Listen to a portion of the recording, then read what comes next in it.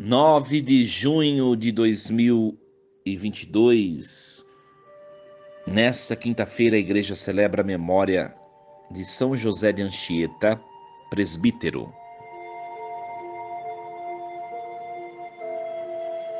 Em nome do Pai, e do Filho, e do Espírito Santo. Amém. Meus queridos filhos e filhas, muito bom dia. Que alegria nos encontrarmos para partilharmos os bens espirituais que Deus dispensa sobre nós. São José de Anchieta, o santo cuja memória celebramos hoje, talvez seja um santo bem conhecido entre nós.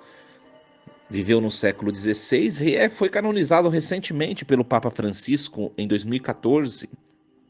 São José de Anchieta, um padre marcante para a história do Brasil, né? Um padre que foi crescendo na companhia de Jesus, os jesuítas, e veio em missão para o Brasil. Nós o chamamos até, pela missão que ele exerceu no Brasil, de apóstolo do Brasil. São José de Anchieta é muito importante porque ele escreveu na língua dos indígenas gramáticas, catecismo, para que os índios pudessem estudar e conhecer a doutrina, a verdade ensinada por Cristo. O ensinamento da verdade, do mandamento que vem de Deus, é o que o fez receber o título Apóstolo do Brasil. Ele veio anunciar a igreja. Hoje em dia as pessoas querem mudar o jeito de evangelizar e não anunciam mais a verdade. Não anunciam mais a doutrina. O mundo precisa da verdade. O mundo precisa saber qual é a vontade de Deus. Mesmo que nós tenhamos desafios ao cumpri-la, mesmo que nós tenhamos as nossas fragilidades, nós precisamos ter consciência do que é a verdade, do que Deus espera de nós e o que nós devemos fazer para agradar a Deus. E foi isso que ele ensinou enquanto esteve na terra de Santa Cruz. Hoje imploramos a sua bênção e a sua intercessão junto de Deus. São José de Anchieta, que foi um padre que batalhou para o anúncio do Evangelho em nosso país. Rememoramos toda a sua evangelização. Nós vamos meditar um pouquinho, meus queridos, o Evangelho de hoje, Mateus capítulo 5, versículos do 20 ao 26. O padre não vai fazer a leitura corrida porque o texto é longo, mas nós estamos dentro do sermão chamado Sermão da Montanha, ou Discurso da Montanha, do capítulo 5 ao capítulo 7 de Mateus.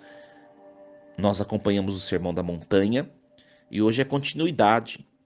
Hoje Jesus vai falar da questão da relação interpessoal, porque às vezes pensamos que a garantia do céu ela é obtida somente pelos nossos esforços pessoais.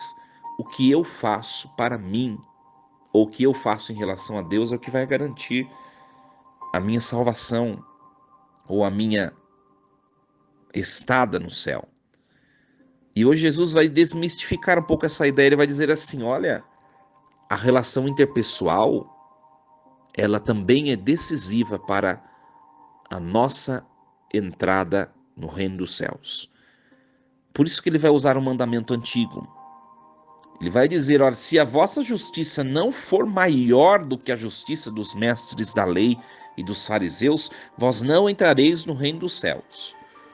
Mas vamos entender um pouquinho o que é essa justiça dos fariseus e dos mestres da lei que não os levarão ao céu. Aí ele vai continuar. Vós ouvistes o que foi dito aos antigos, não matarás. Quem matar será condenado pelo tribunal. Eu, porém, vos digo, todo aquele que se encoleriza com seu irmão será réu em juízo. Quem disser ao seu irmão patife será condenado pelo tribunal. Quem chamar o irmão de tolo será condenado ao fogo do inferno. Palavra forte.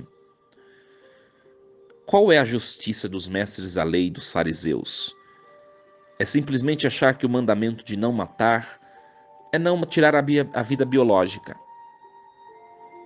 Então eles não matavam ninguém, mas eles caluniavam, mas eles apontavam, julgavam, condenavam, mas eles blasfemavam contra as pessoas, mas eles ofendiam as pessoas, mas eles eram arrogantes, grosseiros com as pessoas. Ah, mas eu não estou matando, não estou tirando a vida de ninguém, então eu já estou cumprindo o mandamento. E Jesus vai dizer assim: se vocês não superar isso, vocês não vão entrar no céu. Porque pode ser que tenha um monte de gente que não tenha matado ninguém e que já esteja no inferno. Olha que palavra forte. Meus queridos, hoje Jesus está dizendo assim: vocês têm que parar de ficar ofendendo os outros por meio de palavras. Cada palavra de cunho negativo é uma maldição contra o outro. Por quê? Porque não existem outras realidades senão duas: a bênção e a maldição. Se as palavras que eu profiro em direção ao outro não são de bênção, elas são do quê? Elas são de maldição. E é bem verdade. Diante dos conflitos que nós temos com as pessoas no trabalho, em casa, dentro do seio conjugal, da vida em casal, quantas vezes não esquenta os ânimos? E quantas palavras de ofensa não saem de nossa boca? Jesus diz: eu, porém, vos digo, quem ofender o outro já está condenado ao inferno, será réu. Olha, por isso nós temos que aprender hoje, diante dessa palavra, que nós temos que melhorar, aprimorar o nosso meio de nos relacionarmos com as pessoas. Você é grosseiro, intolerante, se você tem o hábito de ofender os outros, precisa se converter, meu querido, minha querida. Ah, eu sou sincero. Às vezes a gente usa uma pseudo-sinceridade. A sinceridade, ela não tem que machucar o outro. A sinceridade, ela deve subsistir na caridade, na mansidão, na serenidade. Por isso, diante dos ânimos aflorados, o melhor a fazer é rezar e silenciar. E Jesus vai dizer assim: olha, mais do que isso ainda, se você percebe que alguém tem alguma coisa contra você, você não está com a comunhão com aquela pessoa, você está cortado, cindido com ela, você primeiro precisa reconciliar com ela, depois você vai ao templo oferecer o sacrifício. Para nós, numa linguagem contemporânea, é assim: antes de ir à missa, se você está brigado com alguém, você precisa se reconciliar. Porque senão você vai celebrar o culto e aquilo não vai fazer efeito nenhum na sua alma. Porque a sua alma está fora de comunhão com o próximo. E o próximo faz parte do corpo de Cristo, tanto quanto você.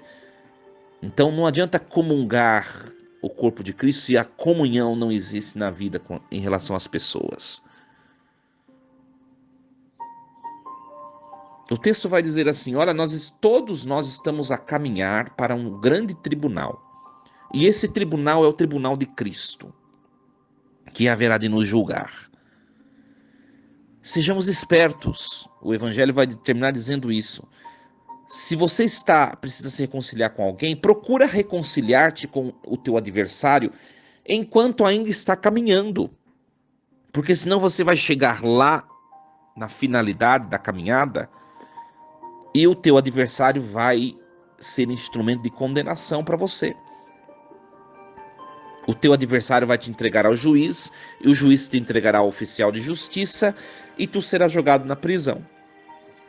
Ou seja, no fundo, Jesus está contando uma historinha para falar assim: enquanto você está vivo, ainda há chance de você se reconciliar com o próximo. Não deixe para amanhã, porque se amanhã você morrer, ou seja, chegar ao tribunal diante de você, o teu adversário será motivo de condenação, porque ninguém vai entrar no céu se não estiver em comunhão com o próximo. Não adianta fugir do outro. Tem gente que briga com as pessoas e diz assim: eu perdoo, mas eu não quero ver na minha frente. Não adianta, porque no fim você vai ter de resolver a situação. Não é tão simples viver essa palavra. Porque as pessoas às vezes nos machucam, as pessoas nos ofendem, as pessoas às vezes causam danos concretos para nós. E mesmo assim nós somos convidados a nos reconciliar. Não quer dizer, meus queridos, que nós temos de ser amiguinho de todo mundo. A turma pensa que perdão é ser amiguinho de todo mundo. Eu tenho que perdoar, eu tenho que ficar lamelando em cima das pessoas. Não, mas eu tenho que tirar aquilo na minha alma que está me impedindo de ter relação interpessoal com aquela pessoa. E nós sabemos muito bem que perdoar não é ser amiguinho, é simplesmente tirar, limpar o coração de toda má inscrição, má experiência com o outro. Mas a gente quer se justificar para não nos reconciliarmos com o outro. Então hoje acolhemos essa palavra. Que Deus nos ajude. Força e coragem. Em nome do Pai, do Filho e do Espírito Santo. Amém. E lembre-se sempre, Deus está no comando de tudo.